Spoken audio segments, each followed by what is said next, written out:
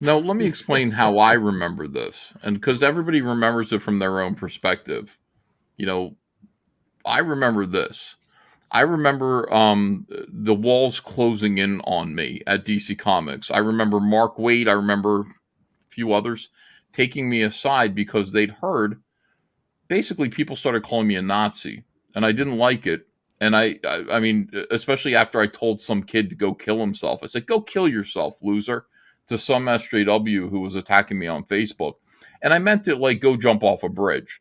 But SJW saw it as a means to sort of say he literally told that he instructed this kid to go commit suicide, and they pretended they'd never heard of internet slang before. And that was used as a way to sort of get DC Comics to look at me. Diane Whelan Nelson had to write a note like back to some kid. I think it was Andrew Farago who wrote to Diane Nelson and say Ethan doesn't represent DC's values and all this shit. So that's what was happening to me through all this, and I really resented it because I was used to being loved and adored, truly loved and adored. And all of a sudden, like, you know, all of this stuff had kind of shifted, and it was right after I came out and said I voted for Trump. I started to notice things were weird. I found Captain Cummings on the internet, and Captain Cummings had made a video defending me. He was the only guy. Wow. I looked on YouTube, like Ethan Van Sciver, to see what people were saying about me, and Captain Cummings made a video defending me. And I was like, who is this dude? And by the way, I was hoping it would be good, but it was retarded. Like, it's the most retarded defense I'd ever heard. It was like, you know what? Like, he could say what he wants, so fuck you. It's like that was Captain Cummings. It was very much like a Jeremy Griggs style defense. Completely stupid, brainless. And like I kind of just was like, but thank you. I want to reach out to you. I don't know who you are, but thank you. And then we stayed in touch, and he introduced me to your boy Zack, who was already on my Facebook page and was already in these scraps with SJWs with me before. And he said he's making these videos. And we started to talk, and this was back in May of 2017.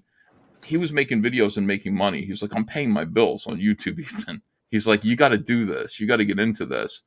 So I started to be in his chats and listen to what he had to say. And I agreed with him because of course I agreed with him. He was on my Facebook page. And then I made the mistake of saying hello and letting people know that I was in the chat. Holy shit, it's a DC Comics artist that's in the chat of this rebellious voice of anti-SJW comics. And that's when I started to get feedback from DC Comics. What are you doing, asshole?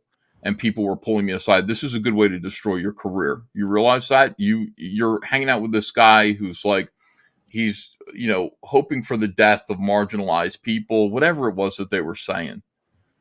And then I started to see this guy, and I said, I don't care. He's right. I'm like sitting there, like, I'm a big star. I'm going to do whatever I want to do. What are you going to do about it? Fire me? And I was still hanging out with Zack.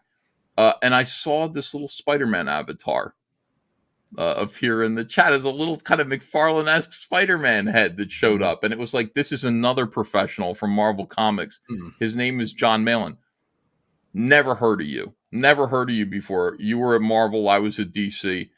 But Jon Malin was in the chat. And suddenly, it was like there are two comic book artists that are in the chat following your boy Zack that are public.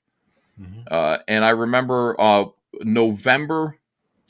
October of 2017, going to a convention, talking to Comicstorian, deciding that I was going to make my own YouTube channel to sort of fight back against rumors that I was a white supremacist, let people know who I actually was, while getting ready to get an audience in order to fund a comic book myself. I knew I was going to be, canceled. I knew that was on the horizon. Meanwhile, Jon was still there all the time. And I barely spoke to Jon. I just kind of said, hey, Jon, how you doing? Every now and then. Hello, Spider-Man artist guy. I didn't know who he was.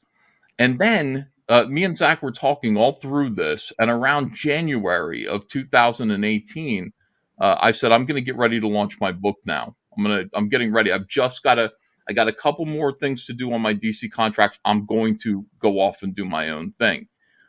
Your boy Zack also said, I am too, and I'm talking to this guy, Jon Malin. I'm talking to him about doing that. So Zack and I were coordinating this whole thing behind the scenes. Andrea started doing research because we were scared. We had Ava.